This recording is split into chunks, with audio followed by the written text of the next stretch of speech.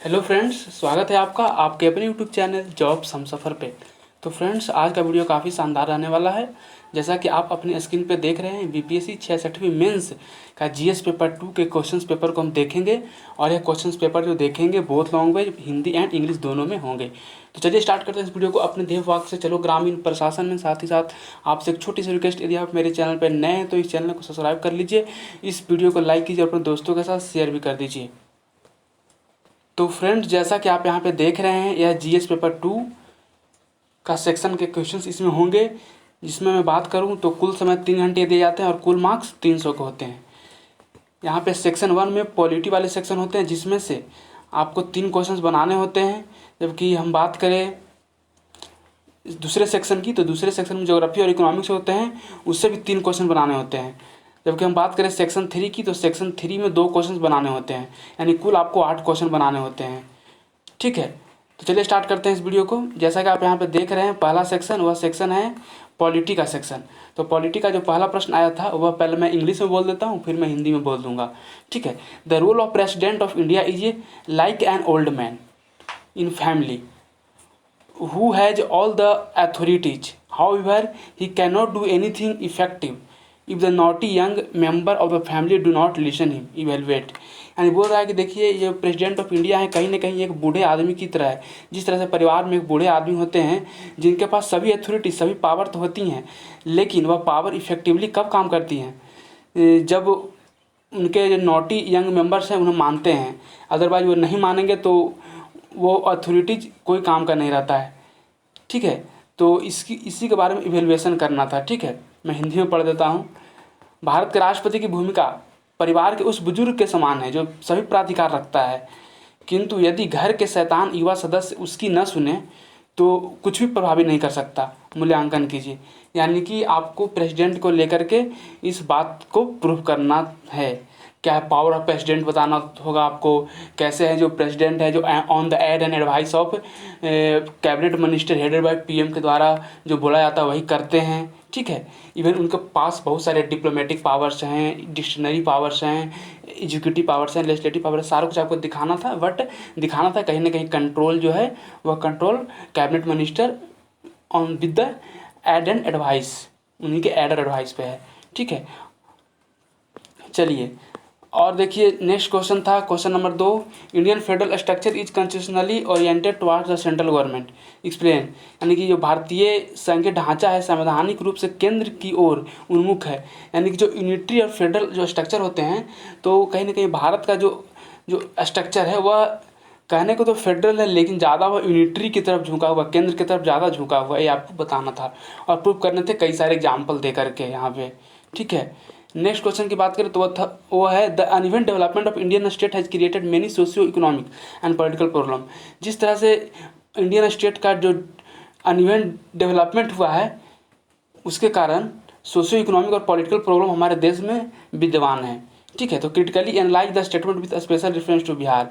इसको special reference to Bihar लेकर के इसको क्रिटिकली एनालाइज करना था। देखिए, इस क्वेश्चन को आपको स्टेट रीऑर्गेनाइजेशन से जोड़ करके लिखना था कि देखिए पहले स्टेट को रीऑर्गेनाइज किया, कई स्टेट को बनाए गए, उसका अपना मांग था कुछ लैंग्वेज के आधार पे, तो कुछ डेवलपमेंट के को लेकर के। तो भले वो स्टेट तो बना दिया गया, लेकिन वह स्टेट अपने आप में पॉलिटिकली वायएबल नहीं था, इकोनॉमिकली वायएबल नहीं था, तो उस क्षेत्र का विकास कम हुआ। जैसे कि हम बात करें कि 2000 में ही 3 नए स्टेट का फॉर्मेशन हुआ था। जैसे हम बात करें उत्तर प्रदेश से यूके का फॉर्मेशन हुआ था, उत्तराखंड का, छत्तीसगढ़ का फॉर्मेशन मध्य प्रदेश से हुआ था और झारखंड का फॉर्मेशन बिहार से हुआ था। लेकिन इन तीनों का जो मेन मुद्दा था कि हम एक ट्राइबल रीजन है, साथ ही साथ प्लेटिव रीजन है एंड हिली रीजन है, इस चलते मेरा डेवलपमेंट नहीं हो रहा है। लेकिन कहीं ना कहीं ये राज्यों की बात करें तो अभी इनका बाइफर्केशन होने के बाद भी इनका development up to the mark नहीं हुआ है। तो यही आपको बिहार के आलोक में बताना था कि क्या बिहार का जो आफ्टर रीऑर्गेनाइजेशन एक्ट 2000 के द्वारा जो बिहार का बाइफर्केशन हुआ, इसके बाद बिहार का ग्रोथ रेट और झारखंड के ग्रोथ रेट को कंपेयर करके और बताना था यहाँ पे। ठीक है, कि किस तरह से सामाजिक और आर्थिक और राजनीतिक समस्याएं जन्म लिए बिहार में, जैसे गरीबी, बेरोजगारी की समस्या, यहाँ पे फ्लड ड्राउट जैसी समस्या अभी तक नहीं सुलझा है, पॉलिटिकली इनस्टेबिलिटी फूड सिक्योरिटी की समस्या, न्यूट्रिशन सिक्योरिटी की समस्या, ठीक है, एक्सेसिव अनएम्प्लॉयमेंट की समस्या, डिस्गाइज अनएम्प्लॉयमेंट की समस्या, ये सभी चीज़ें आपको बतानी थी। यहाँ पे आलोचनात्मक विश्लेषण भी करना था, यानी कि एक्सप्लेन भी आपको करना था किसी एक मुद्दे को लेकर के, उसमें थोड़े लाइन्स आपको बताने भी थे, ठीक है। नेक्स्ट है the parliament of India is an effective forum of national integration discuss. देखिए, भारत की जो संसद है राष्ट्रीय एकीकरण का एक प्रभावी मंच है। विवेचना कीजिए किस तरह से हमारा पार्लियामेंट है। पार्लियामेंट बोलो तो यहाँ पे 3 चीज़, लोकसभा, राज्यसभा और प्रेसिडेंट, ये तीनों का कैसे एक एक्टिव रोल है हमारे नेशनल इंटीग्रेशन में, ठीक है। तो ये सारे प्रोविजंस इसके लिखने होते हैं जो कहीं ना कहीं सेंटर और स्टेट के रिलेशन को स्ट्रेंथन करता है, ठीक है, और नेशनल इंटीग्रेशन को बढ़ावा देता है। तो यहाँ पे क्वेश्चंस थे 4 पॉलिटी के, 4 में से आपको करने थे 3, ठीक है। हम बात करें इसके लेवल की तो हम at the end of this video हम बताएंगे आपको कि इसका लेवल क्या था, ठीक है, क्वेश्चंस का, और कितने अच्छे मार्क्स माने जा सकते हैं। यदि आप इतना अच्छा स्कोर कर रहे हैं तो ये स्कोर डिसेंट स्कोर माना जा सकता है। At the end of this video हम डिस्कस करेंगे। नेक्स्ट है सेक्शन 2। सेक्शन 2 में देखिए क्वेश्चंस कहीं कहीं डायनेमिक क्वेश्चंस आए हैं। जैसे इकोनॉमिक सर्वे से सीधे क्वेश्चंस एक डाल दिया है। In economic survey of Bihar government for 1920 it has been mentioned that Bihar has registered higher growth rate than the growth rate of India in the last 3 years। 3 वर्षों में हाईएस्ट ग्रोथ रेट हुआ है India का, then growth rate हुआ बिहार का, then India. तो कौन कौन से सेक्टर हैं आपको बताना था। Which sector of economy have contributed to this progress. तो इस प्रोग्रेस में कौन कौन से इकोनॉमी सेक्टर्स हैं जो पार्टिसिपेट किए उसके बारे में बताना था। तो देखिए, हम बात करें बिहार के एग्रीकल्चर की, तो बिहार के एग्रीकल्चर का डेवलपमेंट हुआ डबल डिजिट में हुआ है। क्योंकि बात करें इंडिया के एग्रीकल्चर डेवलपमेंट की तो वो मुश्किल से 3 से 4% हुए, जबकि बिहार की एग्रीकल्चर ग्रोथ है मोर देन 10% हुए, डबल डिजिट में हुए हैं, ठीक है। इसके बाद हम बात करें जो कंस्ट्रक्शन वाले काम हैं, जैसे बिहार में भी कंस्ट्रक्शन का काम बहुत तेज़ी से चल रहा है, तो कंस्ट्रक्शन के ग्रोथ में भी कहीं ना कहीं बिहार सेंटर से आगे है। तो ये 2 चीज़ों को आपको एक्सप्लेन करना था, ठीक है। और भी चीज़ें थी जहाँ पे बिहार का ग्रोथ रेट है जो कहीं ना कहीं इंडिया के ग्रोथ रेट जो एवरेज ग्रोथ रेट है उससे ज़्यादा था, ठीक है। और आपको यही चीज़ों को बताना था कौन कौन सा सेक्टर है, उस सेक्टर के बारे में आपको थोड़े थोड़े विश्लेषण कर देने थे, ठीक है। नेक्स्ट देखते हैं, इसको हिंदी में मैं पढ़ देता हूँ। बिहार सरकार के 2019-20 के आर्थिक सर्वेक्षण में कहा गया है कि गत 3 वर्षों में बिहार की विकास दर भारत की विकास दर से अधिक रही है। अर्थव्यवस्था के किन क्षेत्रों में इसके प्रति योगदान, अर्थव्यवस्था के किन क्षेत्रों में इन प्रगति में योगदान किया है, वर्णन की जानी कौन कौन सा सेक्टर इसमें इन्वॉल्व है जो आपको बताना था और उसके बारे में लिखना था कैसे योगदान किया है, ठीक है। नेक्स्ट क्वेश्चन है question number 6। What are the main causes of disparity in economic and social development prevalent in Bihar. कह रहा है कि जो बिहार में जो डिस्पैरिटी है, इकोनॉमिक डिस्पैरिटी, सोशल डेवलपमेंट से रिलेटेड डिस्पैरिटी, तो ये सभी के मूल कारण क्या हैं जो बिहार में विद्यमान हैं, ठीक है। Critically evaluate these measure taken by the government to reduce these inequality. और कौन कौन से मेजर्स लिए गए हैं गवर्नमेंट के द्वारा इस इनइक्वलिटी को दूर करने के लिए, ठीक है। चलिए, तो इसको कहीं ना कहीं इस क्वेश्चन को हम देख सकते हैं इंक्लूसिव ग्रोथ से लेकर के जोड़ सकते हैं, ठीक है। इंक्लूसिव ग्रोथ जो समावेशी विकास है वहाँ से इस क्वेश्चन को हम जोड़ सकते हैं, और एक स्ट्रेट फॉरवर्ड क्वेश्चन और आसान क्वेश्चन है, ठीक है। जिन्होंने इंक्लूसिव ग्रोथ को पढ़ा होगा तो पॉइंट वाइज आप लिख दिए होंगे। देखिए, बिहार में व्याप्त आर्थिक एवं असामाजिक विषमताओं का मुख्य कारण क्या है। बिहार द्वारा इन असमानताओं को कम करने के लिए कौन से कदम उठाए गए और उसका आलोचनात्मक मूल्यांकन भी करना था। जो स्कीम से जो लॉन्च किए गए क्या वो सही में फील्ड पे वर्क कर रहे हैं या नहीं कर रहे हैं उसके बारे में आपको बताना था और कुछ सुझाव भी देने थे, ठीक है। तो आपको इस क्वेश्चन में कारण भी बताना था, ठीक है। गवर्नमेंट के द्वारा जो इनिशिएटिव लिया गया वो बताना था। इसके बाद भले ही इनिशिएटिव लिया गया लेकिन अप टू द मार्क है जो चीज़ें अचीव नहीं हुई, तो चीज़ें अचीव नहीं हुई तो कारण क्या था वो बताना है आपको। और साथ कुछ आपको सजेस्टिव मेजर्स भी देने थे कि आप ऐसे कर सकते हैं तो कहीं ना कहीं बिहार के सोशल जो डिस्पैरिटी है, इकोनॉमिक डिस्पैरिटी है, उसे कम किया जा सकता है, ठीक है। नेक्स्ट है question number 7। What do you understand by demographic dividend. Demographic dividend जनांकीय लाभांश से आप क्या समझते हैं, ठीक है। जनांकीय लाभांश यहाँ पे लिखा हुआ है, जनांकीय लाभांश भी से बोलते हैं, से आप क्या समझते हैं। नेक्स्ट है according to the UNFPA report up to what time India specially Bihar will have opportunity to reach its benefit. कह रहा है कि according to UNFPA report up to the what time, और कब समय आएगा जब है जो स्पेशली इंडिया साथ साथ बिहार हैं जो अपने बेनिफिट को, जो डेमोग्राफिक डिविडेंड के बेनिफिट उसको रिप करेंगे, उससे फ़ायदा उठाएंगे, ठीक है। Throw light on the step taken by Bihar government in this regard. तो आपको कुछ लाइट्स यानी कुछ आपको प्रकाश डालने थे कि कौन से स्टेप्स हैं जो डेमोग्राफिक डिविडेंड के पोटेंशियल को अचीव करने के लिए बिहार सरकार के द्वारा लागू की गई है। ठीक है, तो उसमें जैसे हम बात करें तो कौशल विकास के लिए दशरथ मांझी कौशल विकास योजना, हुनर योजना। ठीक है, साथ ही साथ बिहार गवर्नमेंट के द्वारा जो डेमोग्राफिक डिविडेंड का जो पोटेंशियल है उसको अच्छे से रीप करने के लिए स्टूडेंट क्रेडिट कार्ड जैसी योजनाएं चलाई जा रही है। साथ ही साथ उद्यमी योजना जिसमें लोग उद्यमी के क्षेत्र में आगे बढ़े हैं।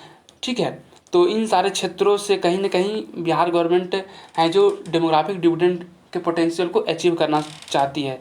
ठीक है, और भी आपको सही कुछ सजेस्टिव मेजर भी एट द एंड देने थे, वहाँ पे आप हर क्वेश्चन में सजेस्टिव मेजर दीजिए, क्योंकि आप एक एडमिनिस्ट्रेटर बनने जा रहे हैं। तो एज ए एडमिनिस्ट्रेटर आपको सजेस्टिव मेजर ही सुझाने होंगे हर चीज़ों में। ठीक है, how is the human development measured, मतलब कि जो ह्यूमन डेवलपमेंट है वो कैसे मेजर किया जाता है। पहला क्वेश्चन, what are the 7 commitment of Bihar government for achieving the human development agenda. Human development agenda को अचीव करने के लिए बिहार गवर्नमेंट के द्वारा 7 कमिटमेंट किए गए वो क्या हैं। ठीक है, explain the scheme of the government for achieving this goal. जो 7 कमिटमेंट किए गए हैं तो उस कमिटमेंट को अचीव करने के लिए कौन कौन से गवर्नमेंट के द्वारा स्कीम चलाई जा रही है उसके बारे में बताना था। ठीक है, मैं हिंदी में भी से पढ़ देता हूँ। मानव विकास का मापन कैसे किया जाता है। देखिए, मानव विकास में बेसिकली एजुकेशन लिया जाता है, हेल्थ लिया जाता है, न्यूट्रिशनल सिक्योरिटी लिया जाता है। ठीक है, तो ये सभी चीज़ों को इंक्लूड किया जाता है। इसमें कई और भी फैक्टर होते हैं ह्यूमन डेवलपमेंट में जिसे इंक्लूड किया जाता है, समावेशित किया जाता है।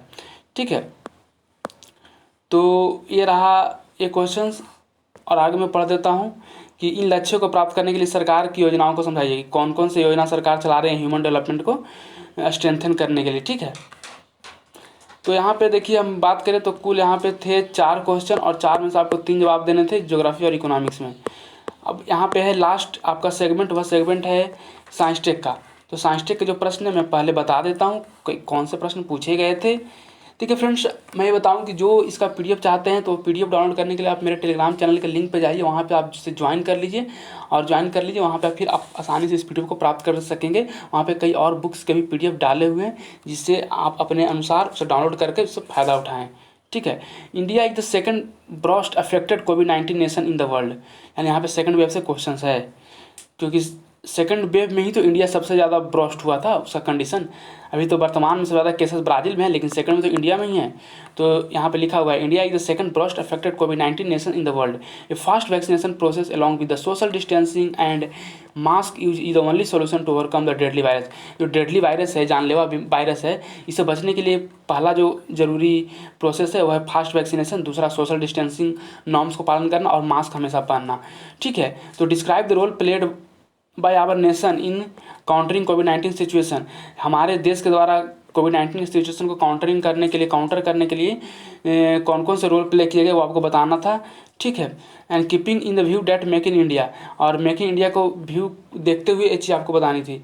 और concept propounded by prime minister, जो कि मेक इन इंडिया का कंसेप्ट है जो प्राइम मिनिस्टर के द्वारा प्रोपाउंड किया गया था। ठीक है, मैं हिंदी में पढ़ देता हूँ। भारतवर्ष दुनिया का कोविड-19 महामारी से सबसे अधिक प्रभावित दूसरा राष्ट्र है। इस जानलेवा वायरस के उन्मूलन के लिए केवल सामाजिक दूरी, मास्क के प्रयोग के साथ साथ एक तेज टीकाकरण प्रक्रिया भी आवश्यक है। प्रधानमंत्री द्वारा प्रतिपादित मेक इन इंडिया अवधारणा को दृष्टिगत रखते हुए हमारे राष्ट्र द्वारा कोविड-19 उन्मूलन के लिए उठाई गई गतिविधियों का विस्तार से वर्णन कीजिए।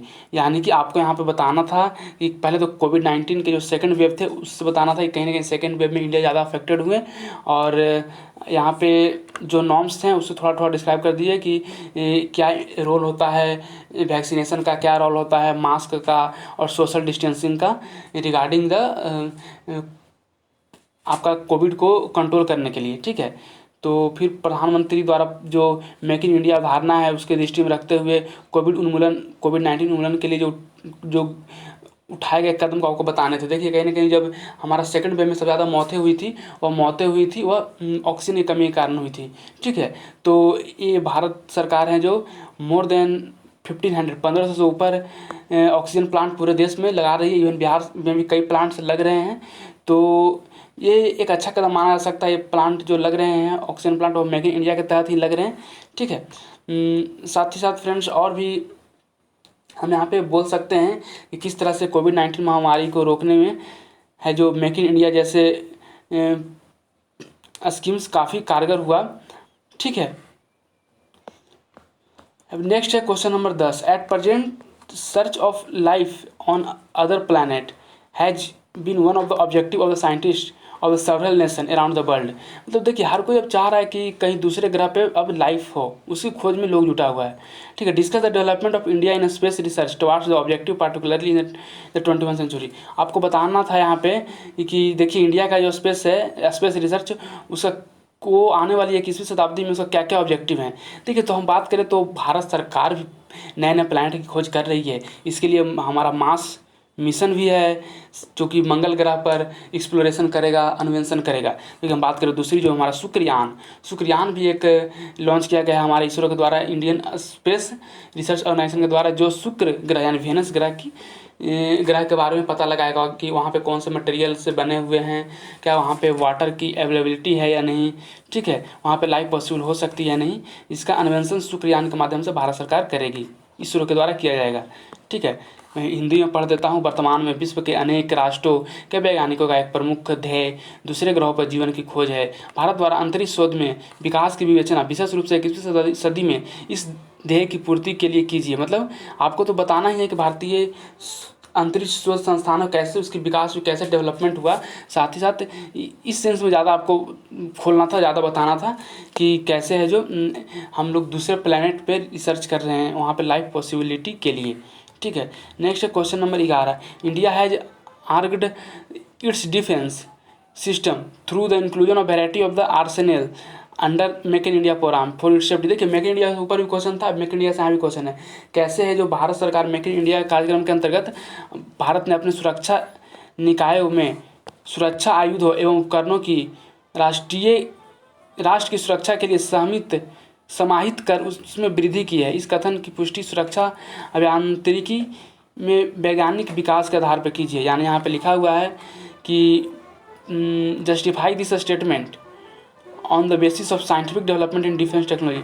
तो इंडिया डिफेंस टेक्नोलॉजी में कौन कौन से साइंटिफिक डेवलपमेंट किए हैं उसके बारे में आपको बताना था, और वो डेवलपमेंट कहीं ना कहीं मेक इन इंडिया के तहत हुए हैं, वो आपको शो करना था और जस्टिफाई करना था यहाँ पे कि कैसे मेक इन इंडिया है जो हमारे डिफेंस में एक आमूलचूल परिवर्तन लाया है। और कहीं ना कहीं कई सारे सिस्टम्स को तैयार किया गया है। ठीक है, नए नए मिसाइल्स को तैयार किए गए हैं जो कि बिहार में जो डिफेंस टेक्नोलॉजी जो देखा जाता है वह DRDO के अंतर्गत आता है। ठीक है, defence research development organisation, DRDO का फुल फॉर्म होता है। ठीक है, तो DRDO से संबंधित क्वेश्चन था और DRDO के द्वारा कौन से मिसाइल बनाए गए हैं उसके बारे में आपको थोड़ा बताना था।